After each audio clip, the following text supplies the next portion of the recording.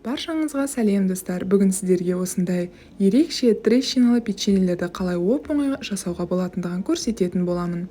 Бұл бәріміздің үйімізде бар ингредиенттерден жасалады. Төменде көрсетілген. Ең алдымен құрғақ заттарымызды бір табаға салып араластырып аламыз. Ол дегеніміз ұн, разрыхитель, қант ұнтағы, содан кейін какаомызды салып қасықтың көмегімен араластырып аламыз. Осы сәтте сәл ғана шым-шым тұз салуды да ұмытпаңыз. Бұл печенье жасалуы оңай болғанмен түрі сондай ерекше, керемет әдемі болып шығады және баршамыздың қолымыздан келеді жасау, себебі оп-оңай.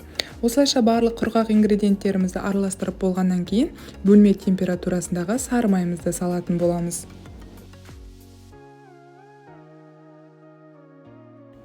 Және жақсылап араластырып, 2 штук жұмыртқамызды саламыз.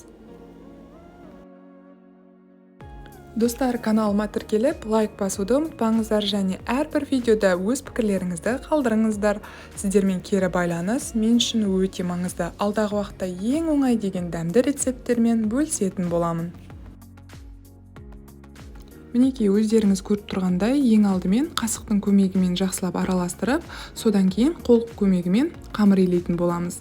Қамырымыз сондай қолға жабысқақ, прям мега шоколадный болып шығады. Бір келке етіп қамырымызды дайындап алғаннан кейін 1-1,5 сағат холодильникке, яғни тоңазытқышқа салып алуымыз қажет. Себебі форма беру кезінде қолға жабыспайтындай болады.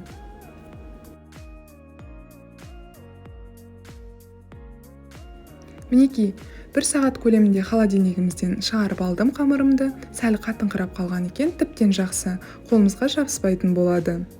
Енді қасықтың көмегімен сәл ғана мөлшерін алып, қолымызбен домалатып аламыз. Көлемі кем дегенде грек жаңғағындай болуы қажет. Содан кейін қант ұнтағына мол етіп аунатып алуымыз қажет. Пергамент қағазына орналастырған кезімізде арасын сәл алшақтау қылыңыз. Пісу барысында жайылып, көлемі ұлғаятын болады печеньеміздің. Достар, осы печеньемізді жасау кезінде пешіңізді қосып қойыңыз, қызып тұруы қажет. 190 градустағы пешімізге бар жоғы 10-11 минуттай ғана пісіріп алыңыз. Одан артық қоймаңыз, себебі астыңғы жағы какаосы көп болғандықтан күйіп кетуі мүмкін. Сол үшін абайлап қана пісіріңіз. Ешқандай конвекциясыз, тек қана пештің өзінің қызуымен ғана пісіп шығады. Мінекей, барлық печеньеміз дайын болды. Осы мөлшерден кем дегенде 24-25 штук печенье шығады.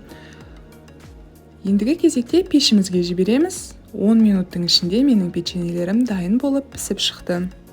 Қараңыздаршы, сондай әдемі болып шығады. Ішкі жағы пряник тәріздес болады, бірақ иісі деген керемет, какаоның иісі бүкіл үйді алып кететін болады. Сіз де жасап көріңіз.